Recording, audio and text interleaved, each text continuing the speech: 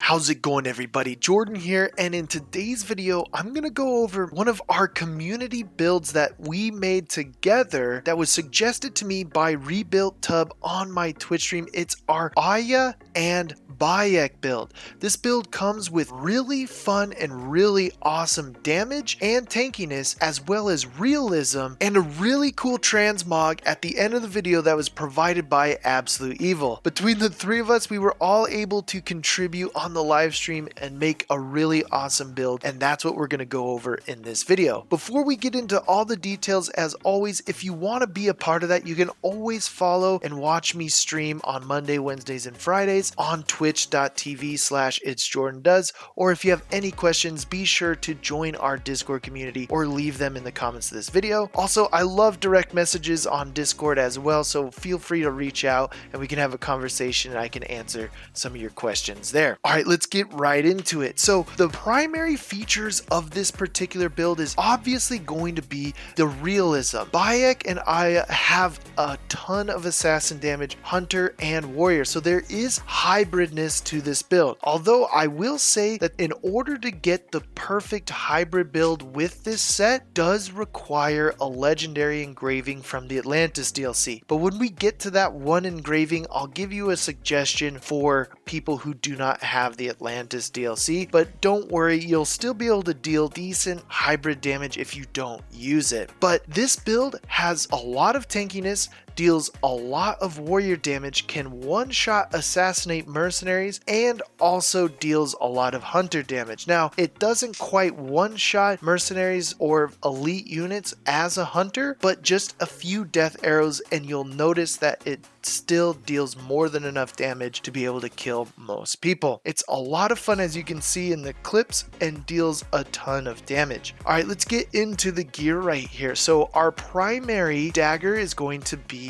the Atlantean blade. Now, you don't have to use daggers here. Some people may prefer to use swords. If you're Alexios and you want to be more like Bayek, you can definitely use swords here. But why I'm using the Atlantean blade is I want that armor penetration and that hunter damage. So this could easily be replaced by an epic sword or another epic dagger, just as long as you have hunter damage, crit damage, damage with daggers, and that armor penetration on it. And if you weren't aware, you get the Atlantean blade in the default game by finishing a few quests in the region of Elise. It's one of the best daggers in the game. I suggest you go get it. On the secondary dagger, we have hunter damage, crit damage, and damage with daggers again. This time we're engraving the blade of yumminess, the 250% all damage but can't use abilities. That's perfect for high damage output, especially if you're not using elemental damage and if you're doing a realism build like Bayek or Aya and you're just relying on your parrying, dodging, and all the realistic parts of Assassin's Creed that you can get attached to. It's really hard to be realistic in Assassin's Creed, but this perk helps you with that a lot. And again, the blade of yumminess can be bought from blacksmiths randomly. I did make a video on that. You can probably find that in the description of this video. Here's the bow. We have hunter damage, crit chance, and headshot damage. This is where the hybridness comes into play. We're using the Atlantis DLC engraving of convert 50% hunter damage bonuses to all damage. This is converting all the hunter damage across all my gear into assassin and warrior damage. And it even includes the blade of yumminess. So what happens is all of our warrior damage and all of our assassin damage is getting high enough where our warrior damage is outstanding and we can one-shot assassinate all mercenaries, even ones with resistances. Now, if you don't have this engraving, I would suggest maybe doing like 25% damage against elites and bosses or something along those lines. Now, you may not be able to immediately one-shot all mercenaries with assassinations, but you will get incredibly close. It will still deal a lot of damage thanks to the crit damage with this build. And if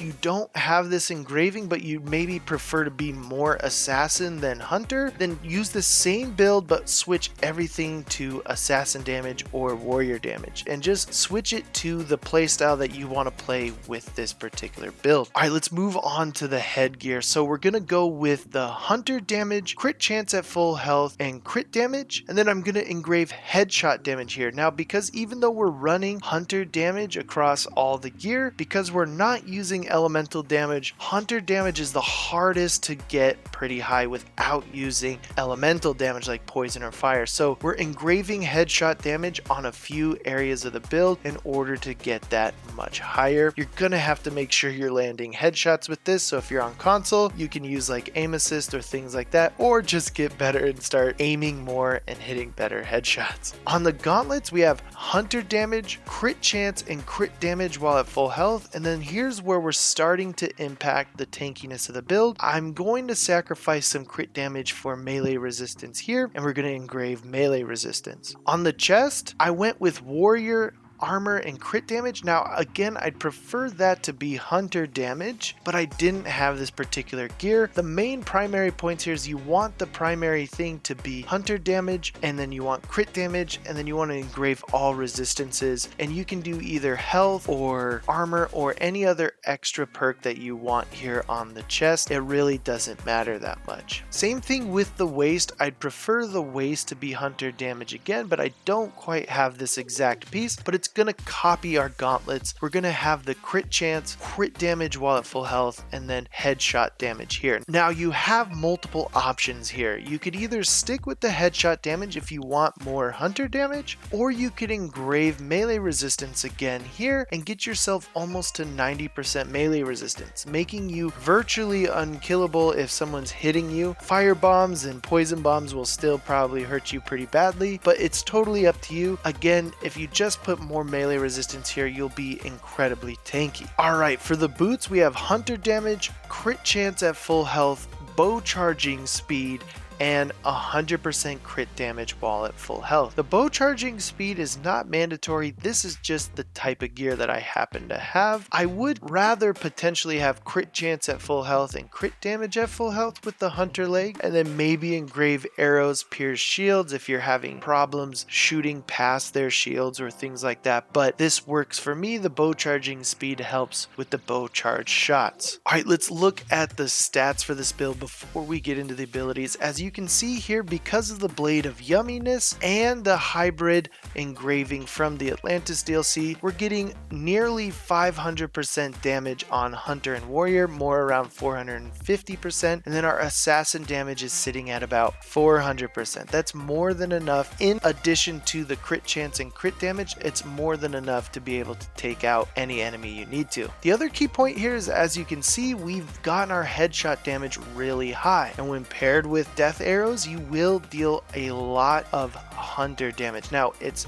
also important to point out that using the ability Sixth Sense with this build adds another 200% hunter damage and allows you to deal significantly more damage as a hunter. So it may make sense to have Sixth Sense trigger before you fire all of your arrows and combine it with the headshots, and you'll see that it still deals a lot of damage. All right, now let's look at the critical modifiers. As you can see, this build, while at full health, we have 100% crit chance, and when we're critting, all of our warrior, hunter, and assassinations will deal an additional 665% critical hit damage, which is amazing, and it's very strong. And then lastly, we'll look at the defensive modifiers. Thankfully for the chest and a few masteries, we have quite a bit of armor. Our melee resistance is above 50%, which is pretty good, and our range resistance is also pretty good. So the tankiness is not as big as other warrior builds, but it's enough where you don't have to worry about getting blown up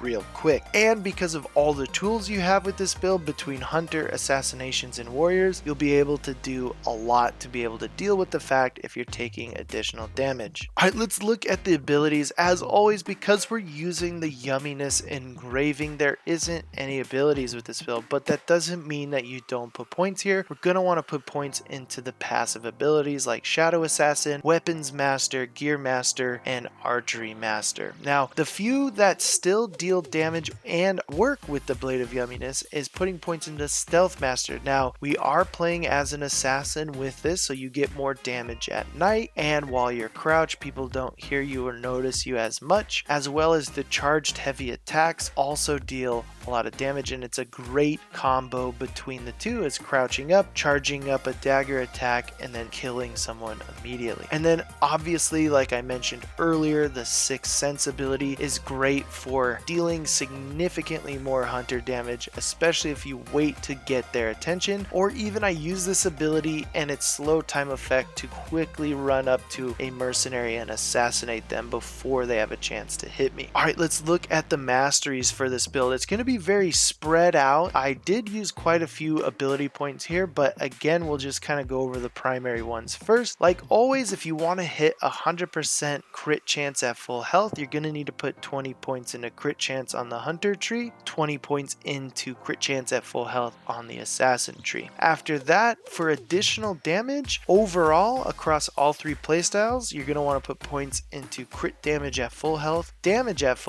and then crit damage. Now, the rest is going to be up to you. I was able to put points into all three play styles, but you can choose the ones you want. We'll start with the hunter. So I put points in the hunter damage, headshot damage, damage with bow charge shot, bow charging speed, and range resistance on the hunter side. So this is increasing my hunter damage overall. Putting points into those will help out tremendously with that. On the warrior side, it's kind of important to put points into warrior damage, some health, armor, melee resistance, but more importantly, the damage dealt restored as health, because you aren't able to use any abilities to get health back. You need to get health back somehow if you take hits, and this is the mastery to do that.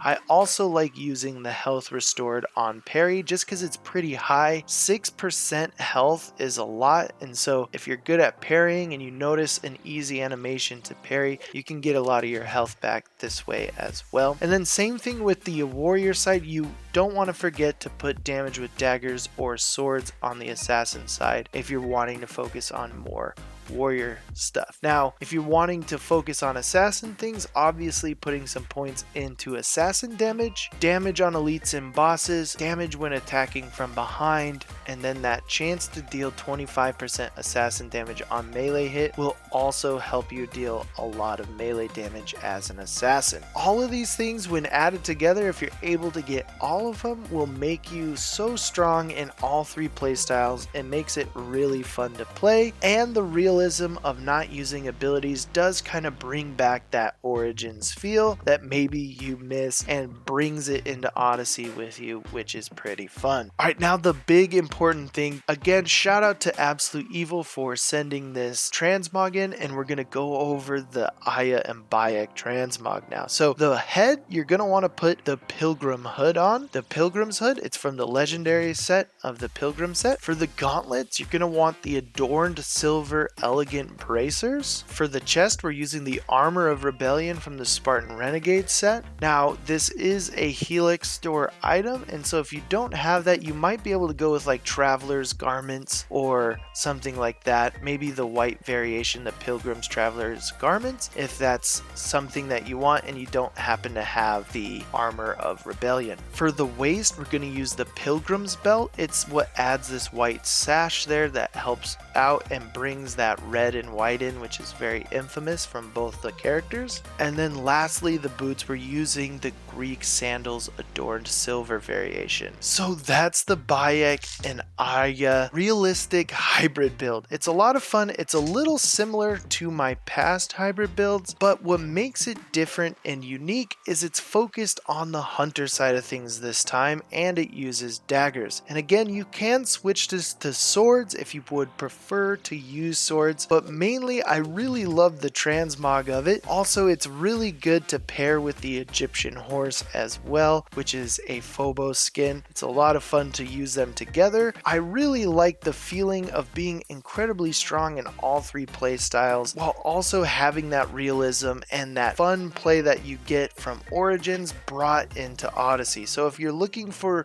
a new experience in Odyssey and you loved Origins, I would suggest you try this out. I think you're gonna really like it. Also, I wanted to shout out one last time to Rebuilt Tub 843 and Absolute Evils and everyone on the stream for helping me work on this build. A lot of the stats and the numbers, like, I kind of helped provide, but they were helping give me some pretty good ideas. And if you want to participate in that and join us and meet Rebuilt Tub or all these people, you can always follow me on twitch.tv/itsJordanDoes. We have a lot of fun. I really enjoy it. I love streaming and I've been loving making builds and stuff with you guys. So if you have an idea, be sure to join that, or you can join our Discord and share it there. You can send me a direct message on Discord if you want, or you can leave them in the comments of this video as well. So let me know what you guys think. If you really enjoyed this, or if you already have your own Bayek Transmog, let me know. I'd love to see them. Thanks again, everybody. I appreciate all of you, and I'll see you guys next time.